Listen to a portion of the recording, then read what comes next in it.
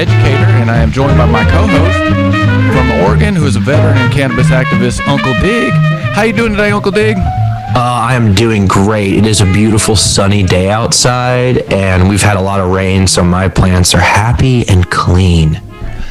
Yeah, the summer is coming on nice, and just about another week to official summer, and so we have the rainy days here in Washington State with a little sun, and we are hoping everybody has their plants in the ground. We've talked before, really June 1st is kind of the cutoff for that, but I'm guessing you could still get something in the ground and get a little plant or seed going. You'd probably get like an eighth off it or something. What do you think, Dig? I think if you're in the right place, you can go as late as June 15th, but we're past that. So anything you put in the ground right now is going to have trouble catching up. But if it's a choice between, growing and not growing, put that shit out there, man. Let's grow it. Yeah, it's still fun to do even the small plants. And we are glad to be back on the show, and I just wanted to let the audience know of something interesting that I've been doing. I'm starting up a cannabis caucus within the Democratic Party here in Pierce County. So if you are somebody who is leaning to the left with your politics and you want to get involved a little more with cannabis, hit me up at lucasbarfield@gmail.com. That's Lucas with a K, and get you signed up for the Cannabis Caucus. And what we're going to try to do, Dig, is just agitate a little bit more in the Democratic Party on this topic of cannabis. As we talked about before, Democrats, they do well on some things, but this cannabis issue has not always been their best foot forward. Yeah. There's a lot of criticism from the left, honestly, that you can make of the Democratic Party on cannabis. We can talk about patient access and how even in Democrat-led states, patient access has diminished with legalization. And we can see from the Democratic Party leadership, i.e. Joe Biden and Kamala Harris, that while they may sometimes say some pro-cannabis things to get the electorate fired up, they are leaving it up to local Democratic Party places in states, if at all, to champion the plant, i.e. they are not doing a good job in the green area of politics. Yeah, and speaking of not doing a good job, we are going to move to our first story, and that is over in California, and just an unbelievable story out of California, Dig. I am scratching my head on this as somebody who has an environmental degree. This is just crazy what's going on in California. So what they are doing in California, people have been paying attention. California legal market is struggling, and it is really highly and a bit overregulated. And what they are doing is, California just passed in their budget, they're going to give towns and cities $100 million to then divvy out to these cannabis licensees. So there's two types of licensees going on right now in California. You have the provisional, and then to get an annual or a permanent license, Dig, you have to get, quote unquote, out of the LA Times, a very costly environmental review. Now, as I said, I have an environmental degree, and I'm very happy that businesses have to do environmental reviews and things like that. But to place this burden on this new industry, it looks like it's not working, Dig, in California. Well, and honestly, look, we've all, first of all, let's talk about this environmental inspection. Any second year college student from an environmental studies class could perform a lot of these labs that they're charging these businesses exorbitant amounts of money to do. So that's your first hustle that shouldn't be allowed, and that's capitalism for you. That's rent seeking, right? And then now you've regulated that market to the point where there's a lot of turnover. Businesses start and fail because they run out of liquid capital to get started. So the consistency of the product isn't there. So what you end up happening, because you've regulated and you've taxed this to death. By the way, we're not regulating efficiently or well. We're just doing too much of it. We're not doing any of it well, but we're doing too much of all of it. It means the quality of the product goes down while the price to both to produce and purchase goes up. Also the tax burden. So what happens is, an example of this in California, Washington as well has this problem to a lesser degree. is that you end up with a black market that provides a superior product to the legal market, even though you have to pay more for the legal product, which is something you don't want to create, and which is just been a symptom of governments who want to regulate an industry they refuse to understand.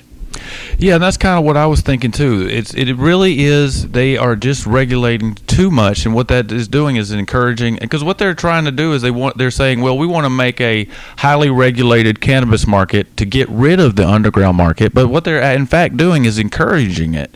One of the statistics that's just kind of crazy is, they passed legal cannabis in 2016 in California. 82% of cannabis businesses in California still have a provisional license simply for the fact they cannot afford this environmental review. And one of the things that I think they're missing too with the environmental reviews is, there is an issue with water in cannabis, and there's also an issue with pollution with all the pesticides and things like that. But the biggest issue with cannabis, and this is going to be later our guest, Dr. Evan Mills, the biggest issue with cannabis is the indoor growing. And I don't think they're even really looking at that with these environmental reviews, or as much as they should, because they have massive indoor grows going up in California. And so, as you said, they're just overregulating this, and what we're ending up with is just a big giant mess. Yeah, and that's not even to really harp on the fact that instead of making California money, now the legal market seems to be costing California money. Yeah, I made that observation too. Yep. And I don't know what the answer is moving forward. And attempts in the California legislature have been moved forward to try to improve the situation. They have failed. Due to intense opposition. Intense effort in the Washington legislation has attempted to make home grow legal in Washington and to free up some of the barriers to access and limit the tax burden and make your businesses that are legal more competitive with the illicit market. They all failed due to conservative opposition within and without the Democratic Party. So really what we're seeing is that politicians are setting up the legal market to fail because they don't want cannabis to be accessible, is what it looks like to me. I don't know what other conclusion to draw from this. Yeah, it really looks like they almost want it to not work. But they're getting so much tax money, so I'm not sure that could be the case. And I don't want to sound like a big conspiracy theorist, but it really seems to me like they're just, they've been basing cannabis prohibition on white supremacy, on pharmaceutical supremacy for over 100 years. And I just feel like these chickens are coming home to roost, and it's really sad to see there's going to be a whole lot of people and their businesses getting caught up in this. And speaking of big problems and not really knowing what's going to happen, we want to move on to our next story, which came out of Michigan. We just want to touch on it for a minute. What is happening in Michigan? And Michigan is just the latest state to try to regulate what is called Delta 8 THC. And have you heard of this stuff, Dig? Yeah, I've heard of it, and I had an edible that was based on this that my buddy at a smoke shop gave me, and to me, compared to cannabis, it was almost more like taking a melatonin before you go to bed. I wasn't very impressed with it, but I can see why people in legal states are excited about it. Yeah, well, I've heard from medical people in the medical cannabis realm that Delta 8 helps people because it's not as strong, and so it doesn't give people the anxiety and things like Delta 9 THC. And just to recap to the audience what Delta 8 THC is, and Delta 8 THC is actually an artificial cannabinoid they are making from CBD. So the backstory is, just real quick, is they overproduced hemp because they freed hemp, Dig, just like we should the THC cannabis plant. They freed the hemp plant, which is the same plant, just a artificial THC limit on it, but they just let everybody grow it who could get a license. And so they had a glut of hemp, which led to a glut of CBD. I've heard of warehouses full of like 50-gallon drums of CBD sitting around the United States. Oh, the hemp harvest last year, they left it out too long. I think half of it rotted into the ground. And they just had so much. And so they are not going to just let that CBD go to waste. And so they got the chemists going, and the capitalists figure out a way to change all that CBD into Delta 8. And the Delta 8 simply means is the double bond in the molecule is on the 8th carbon bond instead of the 9th, like Delta 9. Just to make that differentiation there.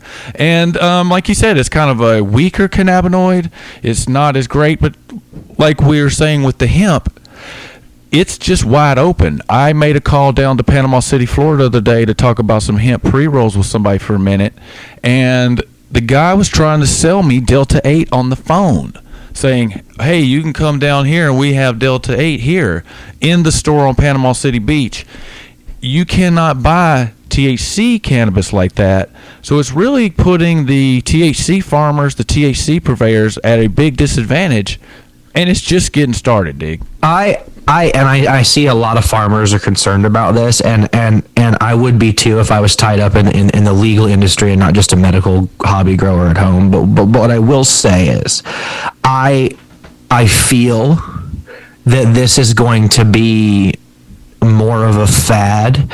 It might last a little bit longer, but it's going to be a lot like spice or like a lot of those other legal workarounds. Like, I can't have cannabis, so I'll just have this.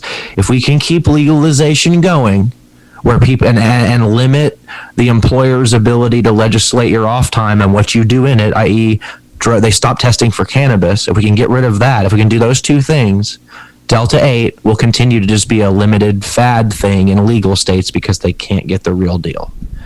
But if the empire strikes back, as it were, right? Yeah. And we start having these backhanded attacks against patient access, and they continue to figure out ways to regulate it, to make it harder to produce and harder to sell and harder to move around the country, then maybe Delta 8 will gain a foothold. But that kind of depends on the way the not only the industry but the movement at large kind of goes. Yeah, and another concerning thing, and I'm not going to talk much about this because I'm just kind of learning about this, is they also took all that CBD, Dig, and they are converting that to Delta 9 THC. And apparently you can't tell the difference between artificial Delta 9 and Delta 9 just right off the cannabis plant. And this is becoming a disruptor in the market, and apparently has been going on for a couple of years. I'm going to an LCB meeting today at 2 o'clock. So next episode we'll have an update on this. But this is another thing, like we were saying, unfortunately for a lot of farmers and people who put a lot of time in this cannabis business, it's just a lot of over-regulation, over-policing. Right. It's the chickens are coming home to roost, and it's really sad to watch. It is, but there are ways that you can kind of support your farmers, and there's ways that they hide these products, right? If you get real cannabis flower, i.e., bud, it's not gonna be chemically derived, right? They're not so far. I haven't heard of anyone buying a bunch of hemp and spraying it down with artificial Delta 9. I'm sure they'll start doing that eventually, but no one's doing it yet, right? So buy flower and make your edibles and tinctures and stuff at home, and then you know that you're getting organically derived cannabis. That's how you know. Cannabis farmers, and that is the push right now in Washington State to fight back against this. Is they want to open up the farms to customers where we can go down to the farm and hang out and buy half a plant right there on the farm and take it home with us, just like you would any other commercial agricultural product. Yeah, like you go in with your father-in-law and buy half a cow. Or you buy a subscription box to a local farm and they bring you spring onions, and then later you get like summer squash and like whatever they're growing, you just get a big pile of it. Yeah, we're subscribed to that, or like the pumpkin patch. And they need to have that with hemp right now, where you can go down and cut a hemp plant down for $70. So we need to open this up to the farmers. Paying people to trim. What was that? So I just laugh, like paying people to go trim weed. It's just weird. Yeah, and this is where the industry's wanting to go, and it could some of these Delta 9s and Delta 8s could lead to a really good thing. And speaking of a good thing, our next story is a story I've covered a little bit, and that is the DEA has finally decided, after all these years, and MAPS, the Multidisciplinary Association of Psychedelic Studies, they've been suing the DEA for many years to try to get this thing dropped. The DEA has given up their monopoly on growing research-grade cannabis. And tell the audience where all these years they've been growing research-grade cannabis in the United States. They've been, and I think it's the University of Mississippi. Now, I know it's a farm in Mississippi, and they grow what can only be described as a Mexican farmer's worst nightmare. So it's notoriously bad cannabis. Mids off the street would be an improvement off this cannabis. You'd feel like you were on cloud nine. When the federal government lost a court case and certain very sick patients were allowed medical cannabis, but the government and the DEA wanted a monopoly on producing that federally legal cannabis. And I think this was back in the 70s. I can't remember off the top of my head. Yep. But they started growing the shittiest weed possible, and that's what they've been using in all this research studies. It's covered in bugs. It's not well grown. It's not cured properly. It's not very potent. It's garbage. So this is a good thing. Yeah. And somebody who I interviewed at HempFest, somebody by the name of LV Musica, I think that's her name, she was getting cannabis. It was a couple patients did a lawsuit back in the 70s, and they were actually prescribed cannabis, and she's been getting like a pack of joints from this place every month for years and years. And she finally, I saw the other day, I was reading that she decided she wasn't going to get it there from anymore because it's so terrible, because she can get good cannabis in Oregon, dig. So she finally gave it up. But it's just interesting how they're growing all the cannabis in Mississippi, which is one of the places where it's just, it's almost like a slap in the face that they would grow it there. But you know why I think it's grown there? Is because that used to be like the center of hemp country. That was hemp country back before the marijuana Tax Act in 1937, all through Louisiana, hemp, all that was grown there, and so it was still kind of there. And speaking of Mississippi, I don't know if the audience has heard, and we've covered this quite a bit, and we just want to bring everybody an update, a terrible story out of Mississippi. The Mississippi medical cannabis law has been overturned by the Mississippi Supreme Court, and I have to bow my head to dig there for a minute, because he was saying he predicted it was going to happen. I was saying, oh no, they're not going to do that, dig. And sure enough, the Mississippi court said, out of here, no medical cannabis for Mississippi. I'm not happy I was right. The South is deeply patriarchal, right? Like a lot of conservative places, it's run by a bunch of crusty old men. And crusty old men who run the South don't like cannabis, and they have found a way in a lot of these more dominion-y style states to kind of subvert any people power process to make any lasting change. You see in this with the voter laws coming out now, and you also saw with this judge overturning this decision. And oh, by the way, they got rid of their whole public referendum system, i.e., you cannot put an initiative on the ballot anymore in Mississippi, because that's how bad they wanted to get rid of cannabis. They got rid of the people's power to affect government to make sure cannabis wasn't legal in Mississippi. Well, it was kind of an accident, but that is what they did. It was a federal court decision that said, hey, you got to fix their system. They never did. And then all of a sudden they figured that out and threw it all out with the cannabis bill. So they accidentally came upon all this, dig, which is really sad. But there's still lots of cannabis in Mississippi, but sadly people are going to be still getting arrested. That's the big deal, and patients are going to still have a problem getting their medicine. So one of the sickest parts of the country is just going to stay one of the sickest parts of the country, and we hope that something kind of comes out of that. But they're still going forward with a lot of the You know, I want to see what happens, though, because a lot of the Mississippi medical cannabis people are still going forward. And I think there's going to be like an underground thing going on a little bit more in Mississippi that they might have a hard time stopping. Well, yeah, because once people vote and you tell them their vote doesn't matter, even people that voted against are we're going to be like, a lot of people are pretty fair-minded down south. And so if they lose... It passed by like 70-something%. Yeah, so I don't think they're going to have... And people who, it's going to be a problem. I wouldn't rat on your neighbor if they're growing in Mississippi, because all your neighbors might be mad at you then. Yeah. So let's hope things improve down there in Mississippi on multiple levels. But to move back up here to the west, and this is actually a good story out of Montana. Speaking of conservative states, Montana passed I-109 in November, and it said they had the adult use. And then some bozo came along and did a lawsuit against that with a group called Wrong for Montana. Yep. And Wrong for Montana, this is kind of funny, I have to say. Wrong for Montana filed a motion to dismiss their own lawsuit, Dig, after the legislator fixed the mess.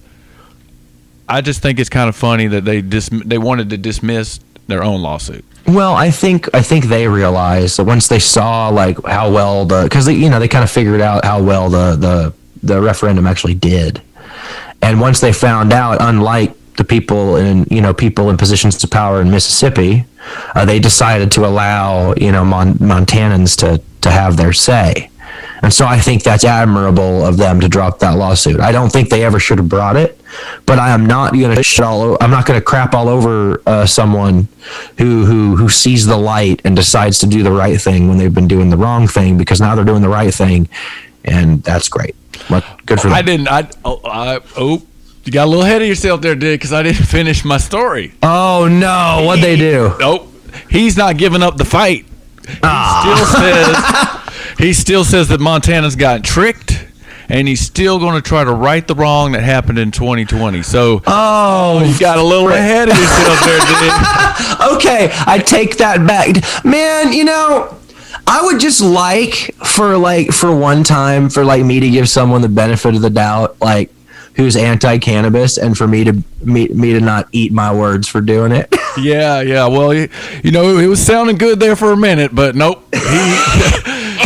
This fella said nope. He posted on their website, Wrong for Montana. They are going to still keep coming after this. I don't know what they're going to do about it now. And Montana has home grows, and it's going to be a great thing there to be able to go out there in nature and buy an eighth of some really good cannabis before you hit that hiking trail. Oh man! Once they get growing too in Montana, there's going to be no stopping it. After a couple harvests, it's going to be part of their culture, just like it is here in Oregon. That's beautiful. Yeah. So that's good news out of Montana. Now we're going to get on to our guest, and who we have on today is a Dr. Evan Mills, who's going to talk to us today about energy use and climate change in cannabis. Jeremy Moberg of the Washington State Sun Growers Association is introducing Dr. Evan Mills, and he is speaking at the Washington State Sun Growers Association 2021 Cannabis Cup. I wanted Dr. Evan Mills as our keynote speaker because it really is so important to understand the scientific basis behind the sustainability issues in cannabis. And here, 4 years later, we finally get the opportunity to get Dr. Evan Mills here. And so it's with great honor that I introduce a real personal hero to me, Dr. Evan Mills. Thank you, Dr. Evan Mills, for taking your time to speak to such an important issue, and to continuing to do it without getting paid, really just taking this on as something that you knew needed to be done, where we could really make true change and true impact through education. So with that, I'd like to introduce Dr. Evan Mills. Hey, Jeremy, thank you so much for that really nice introduction, and Crystal as well, and for all your efforts to create your association. That history was really interesting, Jeremy. It's a great kind of segue, into this. I guess, first of all, here we are on Earth Day, and it is a bizarre juxtaposition now of Earth Day and Weed Day, just 2 days apart, or Earth Week and Weed Week, whatever. And that's, you're all very aware of that. Jeremy was very eloquent in starting to explain why that is. So meanwhile, I'm bringing coals to Newcastle. You know, I'm here to talk to you guys who are, you are the hub of an incredibly important and potent climate solution. The slides you're about to see will kind of put that into kind of sharper focus for you. But you are what it's all about. You are exemplifying that we don't have to trade off lifestyle or quality of life or recreation or medicine for the climate. We do trade them off if we grow indoors, but that's not a necessary thing. And this is a much broader, important message that we don't have to have colder houses in winter and warmer, overheated houses in summer, and so on and so forth. We can have our lifestyles and also be climate friendly if we're conscious about it. So my aim in the next few minutes is to just help illustrate the specific reasons that sun-grown is not just the best, but it's really the only sustainable way to grow cannabis. And so I'll just kind of jump into it, but be proud of what you do. And for those of you who cultivate indoors, thank you for being here, for listening, for obviously having an open mind. It's full of nuance. This isn't a topic to oversimplify. There's a lot of reasons indoor happens, but let's go forward. So do you want to see, I'm going to share my screen. Is that what I'm doing? Or are we already good, Crystal, with that process? Yeah, you should need to share your screen. Okay, so, and then I'm going to pick, I don't know, there's the keynote. I'm going to share, and then I'm going to go into present play mode, and we should have a nice full screen of words and pictures. Looks good. Okay. Looks good. So Earth Day and Weed Day are an odd couple. I did just post yesterday a piece on Medium that you can get to through my website in the lower left with the same title. Just kind of summarizes what I'm going to say here today to you all. And you'll notice I used a picture of one of your favorite members there who needs no introduction. There's Jeremy on the left, and there's a 55-acre proposed indoor grow on the right, and we'll come back to that in a minute. Last month I had a piece in Slate that was kind of a complimentary piece that started to kind of unpack and debunk some of these kind of urban myths about why indoor is superior, and feel free to take a look at that too. These are all, you can find these from my website or just from Googling around. So here's a picture I found just a week or so ago. It's the perfect picture today because this is, part of the broader backdrop, right, is that your customers, your consumers, and all the intermediaries are largely living in a climate denial, even today, and much less than before. But it's still the backdrop problem is climate change really happening? Is it caused by humans? But most importantly, at this point, most people believe that, or know that. I shouldn't say believe, but know it factually. But then what can I do?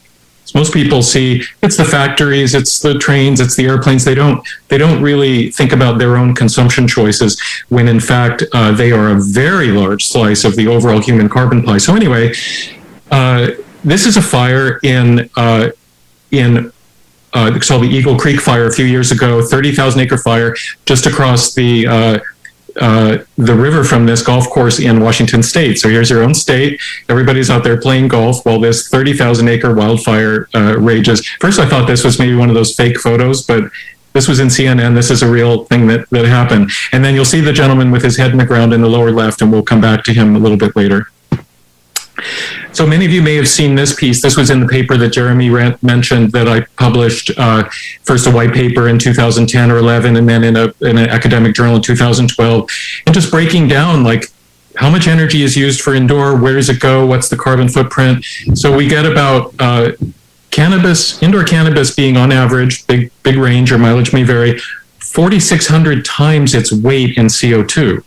4,600 times its weight in CO2. This is the CO2 primarily from the energy to run lights, AC, dehumid, curing, everything else, and some transportation. So there aren't many products that emit on upwards of 5,000 times their own weight in CO2. And so this is what kind of got this conversation started. This is a beautiful piece of work that came out from Summers et al. Just last month from the University of Colorado. And they took this to another whole level and modeled cannabis carbon footprint for the whole country, looking at key drivers of how clean or dirty is the grid, and then what is the weather, and what are the choices for heating and the need for heating in the winter. When lights are off, of course it's 12 or 18. The rest of the time, if it's 40 below outside or 120 above, you got to heat and air condition. And so this was really fascinating. And they came, you see Illinois is like ground zero. That's a combination of cold winter, but also that the grid is just incredibly dirty there. Lots of coal in the making of electricity. It was gratifying that this range that they came up with, 2,200 to 5,200 times its weight in CO2, did bracket the numbers that I developed with a much more simple method, a decade ago. And also, don't be deceived by the nice light yellow in Western Washington. You guys in the East are a little more trouble, but California is very light. But that's still over 2,000 times its weight in CO2. So this is a real problem everywhere. Jeremy started to mention some of these equivalencies. It's very important. The numbers I just gave you, they're very abstract, right? So here's a few of these kind of equivalencies. One number that I just figured out recently is that on a pound for pound or weight for weight basis, producing a gram of cannabis indoors uses 400 times as much energy. I think the number is actually 500. I think that's a typo there. Say 500 times it's as much energy as smelting aluminum. So that process you see there of making those aluminum ingots per unit weight, I mean, obviously one of those bricks there weighs multiple kilos, but on a per unit basis, it gives you a different kind of feeling of how energy intensive this process is. As Jeremy mentioned, a joint is like driving many, many miles in an efficient car. This also varies depending on where you are, and especially if you've got an electric car, it depends how clean the grid is. Nationally, those numbers were in 2012, when the last piece came out, equal to 3 million cars of CO2. So I estimated at the time that there's about 15 million tons of CO2 emissions for indoor cannabis cultivation in this country. That's the same as the emissions of about 3 million cars. Bringing it down more to a consumer level, because that conversation is really critical. The car example is an individual consumer perspective. Another number, the little pie chart down below the car, if you look at Colorado, which is the highest per capita average consumption state, and not the best grid, if you look at the carbon footprint of the average individual cannabis consumer in Colorado, their footprint from their consumption equals 60% of their home's carbon footprint for everything else, refrigerators, lighting, clothes washing, remarkably significant. For the state of Colorado, the authors of the Summers paper made the calculation that there's more CO2 emitted from cannabis cultivation than there is from the state's coal industry. Now, the state's coal industry, it's not the largest state in the union for coal, but they have a serious coal production industry in Colorado. So that's pretty astounding. So there are a lot of ways to slice and dice the data, but it's very important to bring these abstract numbers down to some terms that people can understand. Here's another one, just how much energy does a cannabis facility use per square foot per year compared to other facilities that are more familiar? And you can see homes and regular commercial buildings, the first two little blue bars there. So those are like 50 and 100 times less energy per square foot than indoor cannabis grow is using. And there you see other types of commercial buildings there that of course vary. The most energy intensive of them are restaurants, AKA food service, and they're still using, a 20th or a 10th as much as indoor cannabis. So one thing that comes out of this picture is that we can't just kind of get out of this mess with energy efficiency. I'm an energy efficiency guy. That's my home field, energy efficiency in buildings. And normally we can do a lot, and we can bring buildings to what we call today net zero energy use, meaning all the energy needed in the building can be produced on site with typically solar electric panels. That is often possible and being done today, but you can't do that when you have this much energy intensity, and we'll explain why in a minute. So you need to first, if you're going to go to net zero, you need to bring energy demand down, and then you start investing in solar. But with this red bar here, you just can't bring that low enough with energy efficiency without going outdoors to be able to do solar. And here's what makes that point. So this is in the upper inset in the right is that 55-acre enclosed indoor grow industrial park, cannabis industrial park, proposed for Blythe, California. It's not been built yet as far as I know, but they're looking for investors, have done all the design, they have their prospectus.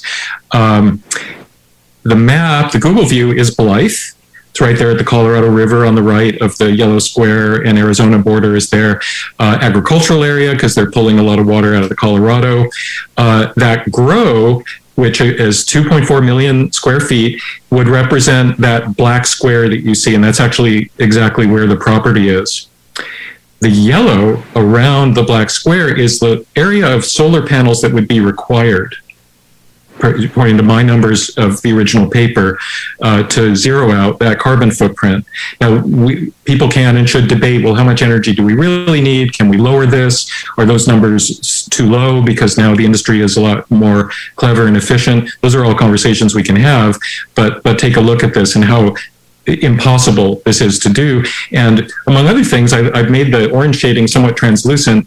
You can see the farmland would be displaced. So one thing that comes out of this is that from a land use perspective, normally one of the arguments that the indoor industry will use is that, well, we use less land per pound or per unit weight produced because we get our 5, 6, 7 harvests in a year and we're more intensive. Not if you really count, if you're going to be sustainable and offset with solar, even if that solar is somewhere else, which we'll get to in a second, that's way more land than you need to grow the same amount outside with the advanced methods that Jeremy was talking about. So this is really important. I had a professional industrial solar designer run these numbers for me, and in this case it was 25 times the roof area. 25 times the roof area. And if you're a greenhouse, then it's 26 times the roof area because you can't put solar panels on the top of a greenhouse. So this is kind of some of the inconvenient truth of all this. So then the next question that's asked was, well, let's just clean up the grid and we can do the solar panels somewhere else, or wind farms. And so it's a fair question. I got curious about this. Many of you have heard of Coachella Valley in the California desert that's become a major indoor growing mecca, mostly due to very favorable regulation that's been set or not set there. And I got very curious. This is also an area that is one of the largest epicenters of wind energy in California. And they have about 2,300 wind turbines. These are big wind turbines. These are like 100-foot tall, towers. The second chart there, the second photo, those blue shadings are where all the wind farms are. Palm Springs is in kind of the lower right-hand corner of that picture. So major wind epicenter. I think it's about 10% of all California's wind power, and California is a leading state. So I started to do the math on this. And it was pretty stunning. Looking at these shaded squares on the right, they're all kind of to scale. The dark orange is the energy used by all the cannabis indoor cultivation that's been built so far in these cities: Cathedral City, Desert Hot Springs, Indian Wells, Rancho Mirage, and so on. The dotted green line with the green star, that's the wind energy produced today in Coachella Valley. And the other green dotted line way up near the top is the wind energy produced in all of California. The black line between those two is the electricity. The electricity would be used if all the entitlements that have been improved for Coachella Valley were built out. And so what you see is that if Coachella Valley just finishes what it started, it'll be using basically 7 times as much energy as all the wind turbines in that area, and almost as much energy as the entire state of California. So, at build out, this middle square is what's in development or proposed. All the entitlements are the outermost box. So if they build out all the entitlements, more energy needed than all the wind power in California. This is not sustainable. We can't afford, it took decades to build up all this wind power, right? We can't afford to all of a sudden reroute all of this to this industry that wasn't even on anybody's mind when wind development started, in the 1980s. So cleaning up the grid isn't enough either. So what we're left with is we can't fix this with efficiency. We can't fix this with renewables either.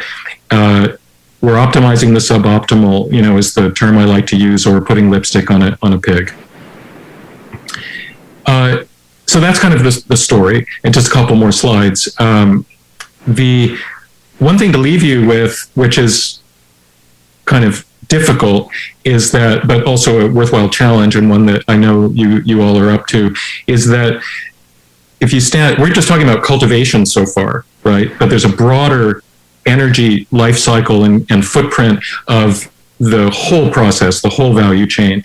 And so these are things that are potentially common to both indoor and outdoor cultivation. And they need to be looked at. Just like, nobody's singling out cannabis. We need to look how we produce food. We need to look how we produce cars. We need to look how we design our houses, how we make potato chips. Everything's got to be looked at. There should be no double standard, no free ride. We can't solve it with doing one thing. We have to look at all the uses of energy. So these will all be familiar to you, but there's transportation, moving around equipment, moving around people, moving around final product. There's all the inputs. Again, these don't have to be carbon users, but if you have soil made at a distance or using artificial grow media, which isn't typical, I'm sure, for your community, although perhaps rock wool cubes are used to start the babies. I don't know. Those are made with melted rock, and it adds about 10% to the indoor grow carbon footprint if you count the rock wool for internal grows. What are the fertilizers? It's a lot of organic fertilizers that still use energy. You've hopefully read Michael Pollan's book, Omnivore's Dilemma, which goes into some of that. And then there's curing and preserving. And one of your members, whose names I won't disclose, just told me he put in a giant refrigerated container, on his beautiful sustainable outdoor site. And, it's an issue. And like we've heard, we need it available all year round and so on. But there's energy there. Now, the good news is that we can carbon neutralize loads like that on site. You can have enough PV panels to zero out a freezer. You just can't zero out a whole indoor grow. Anyway, then there's the retail. And then the big picture there is the extracts and preparations. That's a distillery for CBDs, is my understanding.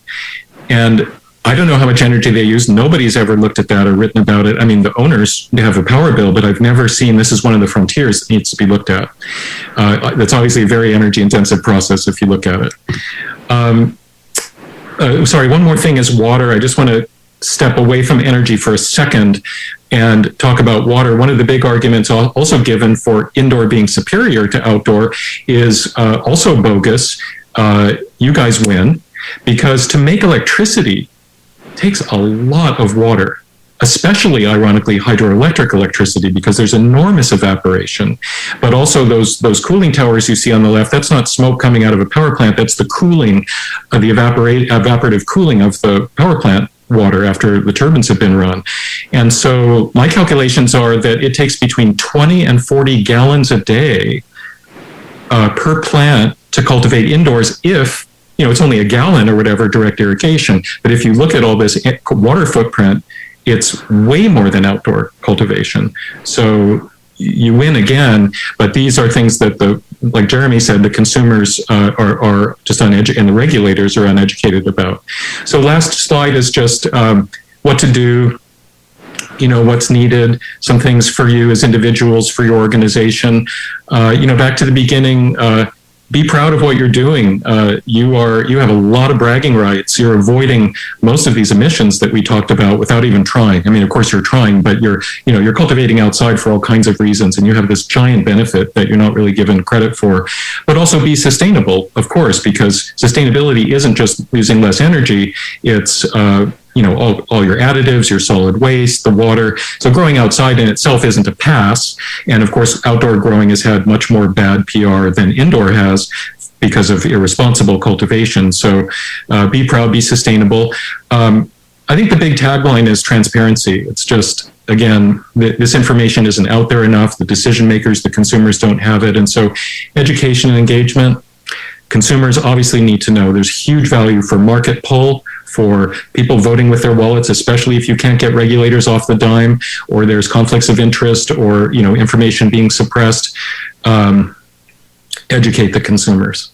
People are more and more voting with their consumption habits, but they can't unless they know, and they don't know. I mean, what would you think? 1 in 1,000 cannabis consumers or less probably really understands what we're talking about today.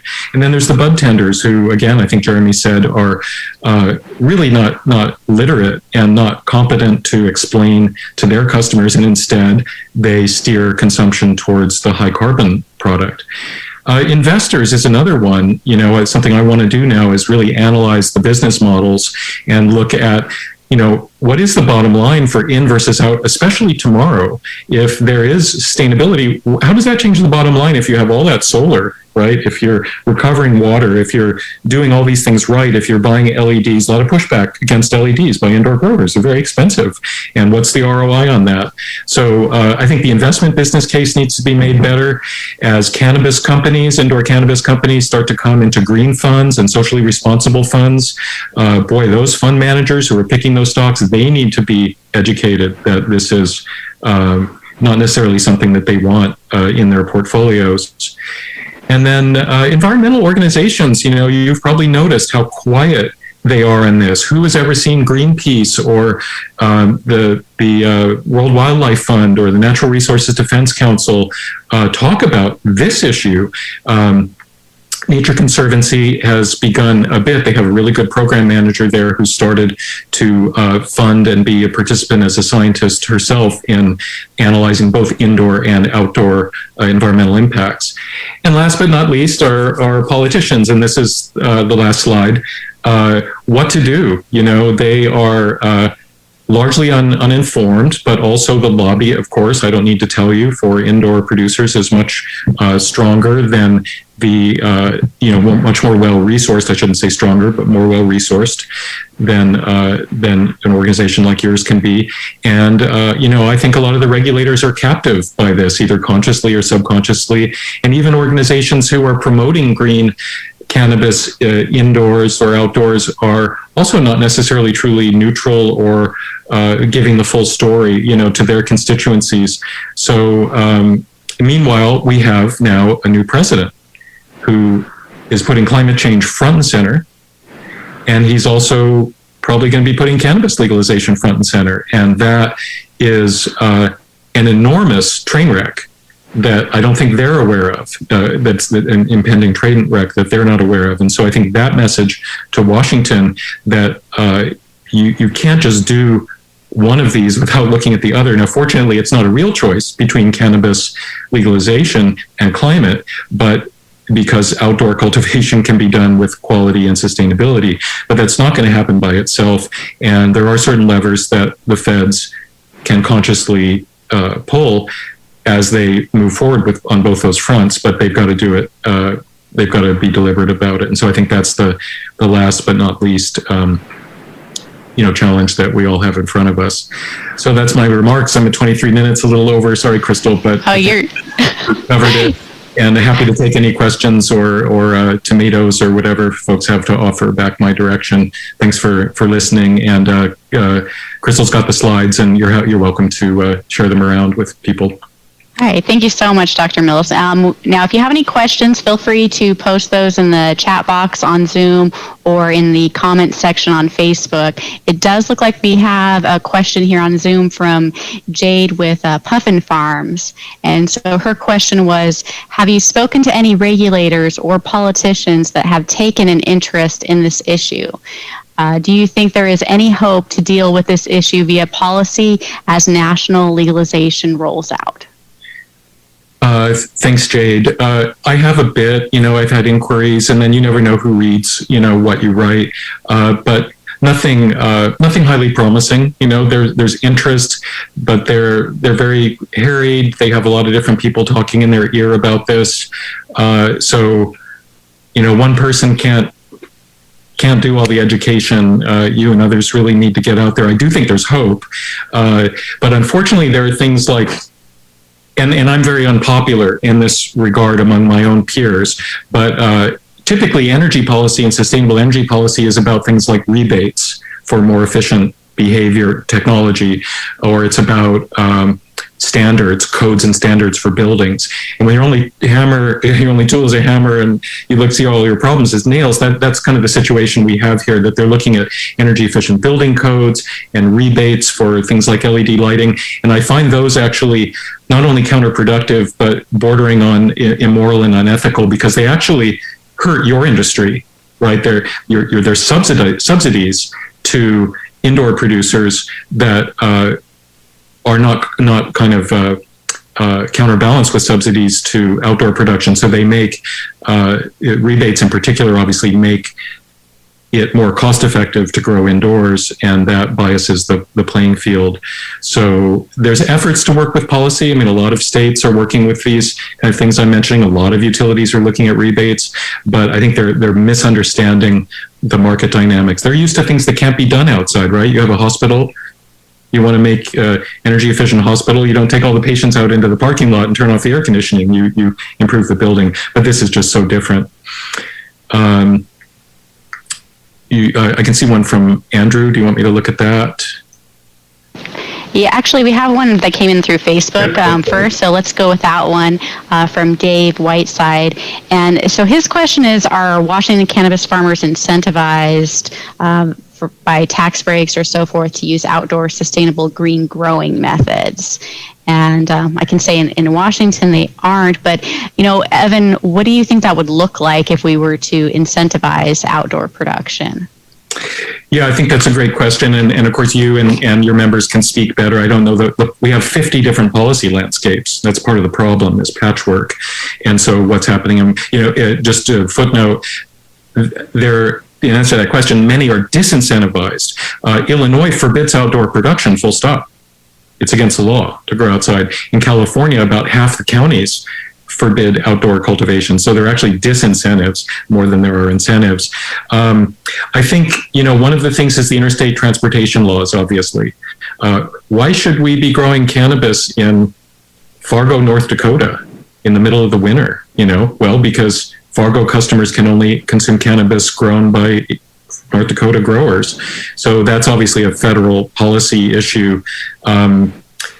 Doubling down on the black market and other things that cause an oversupply and push down the prices of your product more so, I'm told, than they push down the price of indoor. So that, again, makes you less profitable, but it's an artificial, it's something that the policymakers can help remedy.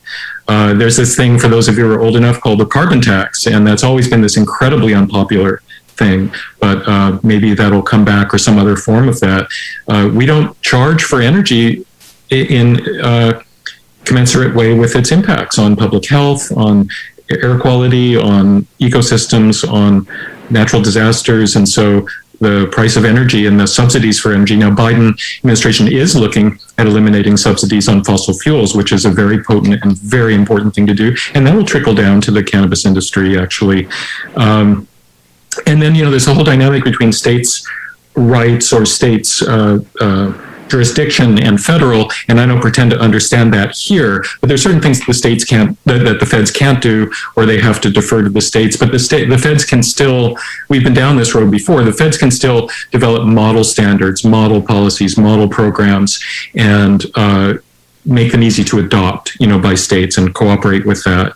And I think one of the other last things is disclosure, just back to this slide. Like, there needs to be more transparency. And there's a lot of work that's been done with energy use disclosure requirements, usually not at the federal level, more at the state level. But again, that's a policy pathway to just make all this more visible. So I hope that's responsive a bit to the question. Okay, and I guess let's go with Andrew's question here. What's the best statistic to share about indoor cannabis that helps illustrate how much power is consumed by indoor in contrast to sun-grown? Well, I think there's no one best metric, because there's all these different audiences, right? There's these different entities that, you see on this slide. And so I think the messaging really needs to be tailored to who's being communicated to. The ones that are in my earlier slide, which again, Crystal, you can send around, are are top ones to use. If you pull up the 2012 paper, there's a bunch more equating it to how many houses and cross-country road trips and things like that. But it really just depends who your audience is. Okay, and then I have a question on Facebook from Mark Ambler. What do you think about the potential for a demand response program with indoor and grid operators? Well, they can and should be done, but again, that's lipstick on a pig to me. It's just, you've got this problem, and we have, it sounds like the person who asked the question is conversant about that whole issue. This is about the time of day that energy is used as opposed to the absolute amount. And some measures reduce the absolute amount and shift it around. But that's just barking up the wrong tree for this. We need to get it outside. We have enough demand that needs to be moved around already without creating yet more demand. And this is a particularly kind of difficult sector to do it with, because you can't interrupt those 12 hours. You can't interrupt those 18 hours without you're hurting the crop. And so, there are things that can be done, but it's kind of a red herring here. Demand response is not the solution. All right, and that looks like that's all we have for questions. Thank you so much, Dr. Mills. So we'll have you. All right, welcome back. And it was great to have Dr. Evan Mills on there.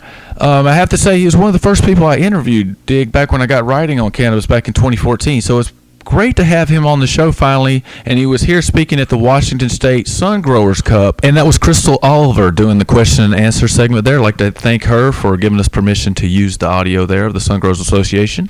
And some really good information there. So one thing that I have started doing when I go to the cannabis store, Dig, and it doesn't always work out because they don't always know what I'm talking about, but I always try to either get light deprivation or sun-grown cannabis. And I have actually started doing that. Now, I do have a couple brands that I do like, Washington Bud Company and Trailblazing, and some other brands that I do like that are indoor, but I do know some, and indoor brands are good, but you want to look for the ones that are being responsible and try to do the right thing. But I think it can make a difference down here on the consumer level if people start asking for more outdoor or light deprivation cannabis. Yes, I outdoor and light dep, and for anyone who doesn't know, light dep very simply is you cover the plant earlier in the day to simulate darkness earlier, so it'll go into flower sooner, so you could have an extra crop. So that's how you're getting early outdoor. Or they're using auto flowers. But outdoor grown cannabis is better for the environment. They talked about that. It's less energy intensive, and that's why home grow is so important. If a state forces cultivation indoors, indoor cultivation on a smaller scale is better than on a larger scale. And outdoor cultivation is always ideal for the environments, and I would argue for proper terpene development. Yeah, and they've talked about, it's a misnomer that outdoor cannabis is not as good as indoor. Although indoor cannabis can really show off a little bit, you can get some really good outdoor cannabis. And so let's everybody try to be environmental responsible out there in cannabis world. I know it's hard, and there are coming out with some recyclable tubes for joints and things like that. So the industry is catching up a little bit. I know one of the big problems here in Washington is the plastic and everything. So all that's getting better. I try to reuse joint tubes I get from dispensaries for homegrown home rolled stuff and stuff like that. But it's hard, you get a pre-roll and you get this plastic tube, and you end up, if you consume a fair amount, you eventually end up with 50 of them. So let's move on to our last segment of the show, and that's our It's a Bust, and that's straight out of Oregon. And so tell us a little bit about this one. Somebody had a big, massive grow, and government didn't like that. So someone had a legal cannabis grow, and then someone also had on that same property a little further back from the road, it sounds like an extra illegal grow. And they don't make it completely clear in the article, but the entire place had about 140 large greenhouses and somewhere between 40,000 and 50,000 plants. Now, they sent the sheriffs out here. It was a raid. and they detained 3 people. Now, this article is tagline from May 27th, and it's mid-June now, and I am not seeing an update on whether charges were filed. So what might have happened might have actually not been a drug enforcement thing. It might have been a code problem with how many plants they were growing, and maybe it wasn't as a big deal as this article makes it out. For people who haven't been known someone who's been on one of these drug raids or anything, they've changed a little bit. They still come in very hot, but a lot of times when they detain people, they let them go on scene and cited with a court date. They don't even take them to jail. So it's and then sometimes they don't destroy all the plants. Sometimes they just make them cut down the extras. So basically, it's a waste of police resources when it could easily be accomplished by a code enforcement officer. There's no reason to send an army of cops out there when really, a code officer and maybe one sheriff's deputy can go have the conversation and figure out what needs to be done. It's just a gross overreaction by a local sheriff's department that's probably starving for revenue now that they can't bust grows as often. Yeah, totally agree. And so that is our show for today. Thanks, everybody, for tuning in. If you'd like to get in touch with the show, you can send over an email to info@radiotacoma.org, and they will get the email over to us. Or folks can listen to Dig on his own podcast. Tell us a little bit about your Gmail and how to listen to your podcast, Dig. Yeah. If you want to contact me, you can contact me at uncledig4@gmail.com. You can also find me on any of your favorite podcatchers. I have a podcast called Bagseed Chronicles with Uncle Dig, and it's cannabis focused. It's mostly home grow focused, but we also interview other people in the cannabis industry, and it's just all things cannabis, and I'd love to have you come over and check it out.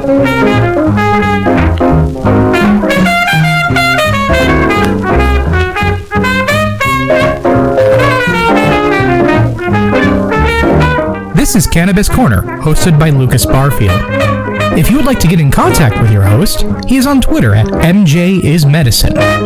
Your musical selection is The Happy Monster by Chubby Jackson and his orchestra, recorded on 78 in 1947. You can find this music and much more at the Great 78 Project, an archive of historical music recordings at great78.archive.org.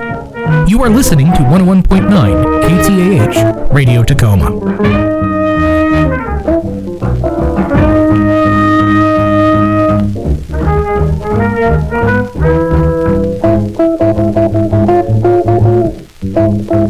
Thank you.